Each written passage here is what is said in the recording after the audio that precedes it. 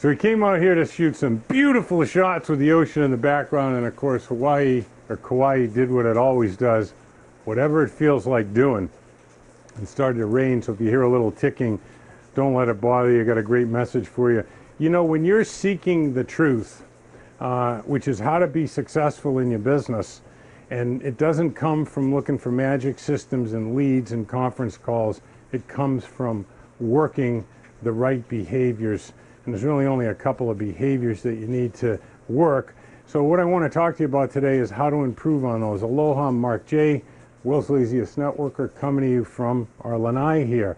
And I want to tell you about a woman by the name of Diane Vreeland. Okay? Tiny little thing, little peanut, changed the world. And when I say change the world, I mean changed the world. And she did it with a very simple philosophy. Was she in network marketing? No, she wasn't in network marketing. But I was seeking the truth. And one of the things that bothered me about network marketing was this fear-based persuasion. Okay? Which is basically talk to a prospect, tell him his life sucks, okay? You're working 45 years for somebody else, you're going to be dead and flat broke at age 65, okay? That he's broke, okay? And probably that he's a lousy person because he doesn't take his family on vacations and so forth.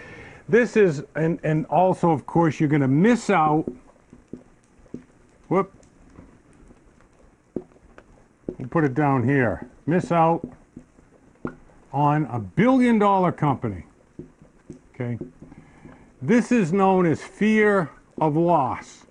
And when I first got involved seriously in 1993, that's what I heard, 45-year plan, work 40 years for somebody else and retire on 40% of what you're making and get a $40 watch and you're gonna be destitute at age 65.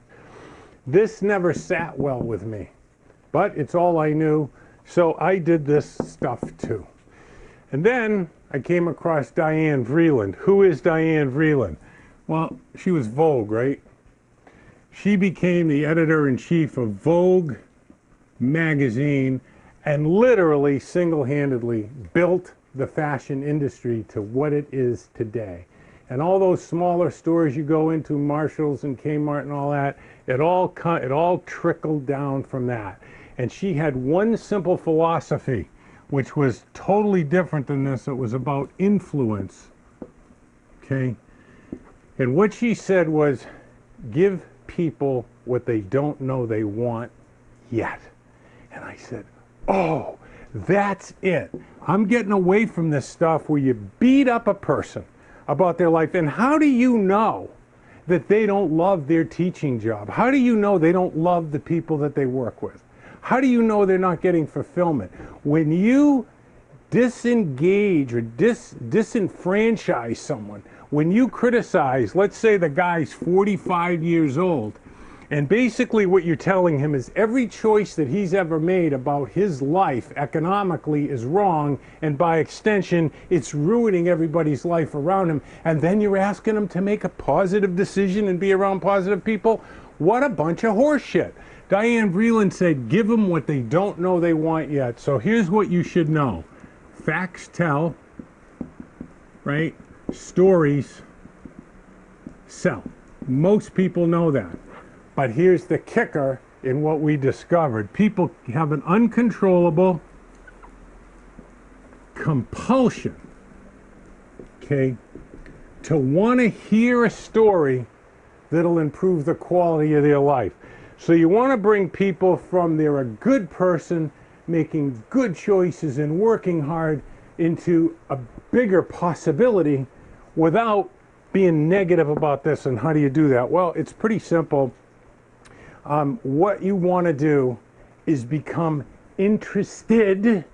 You want to become interested rather than trying to be interesting. And what do you want to become interested in? Them. And how do you do that? By asking questions without a hidden agenda. And while I'm on my little rant here, this stupid thing, form, talk to people about family, occupation, recreation, and money. This is manipulative. Persuasion is using verbal tricks to exert your will over people. What you want to do is influence them that they have a good life, that you might be able to help them make a little bit better. And how do you become interested instead of trying to be interesting? Say that one thing that's going to make people join. Well, I'm going to call you on your crap right now. If I were to ask you face to face, you know, tell me really what your occupation is all about. Most network marketers say, well, we help people get their dreams. I'm going to get up in your face right here, okay? That is not true. And I'm going to prove it to you. How many people did you talk to last month? Let's say you talked to 20 people, which is way too low, but let's say you talked to 20 people and one of them became a customer and one of them became a distributor. The other 18 people, did you do anything for any one of those people to improve the quality of their life? So what we really mean when we tell people we help people, we just want to help people have a better life, what we really mean is, when we're over here instead of here, what we really mean is what? I'll help you if I can make money on you. And man, I want to tell you something. When I realized that's what this is about, I moved over here. And the way that I do it is I ask people what they'd like a little bit more of in their life and a little bit less of in their life. Now in October, we're coming out with a 3-part series that'll explain this in a lot more detail. But you want to find out what they want more of and less of in their life and how getting those things would make them feel. Now most people are going to tell you, I'd like a little bit more time and a little bit more money. What the network marketer does wrong 99.9 times out of 100 is they talk about the money. Don't talk about the money.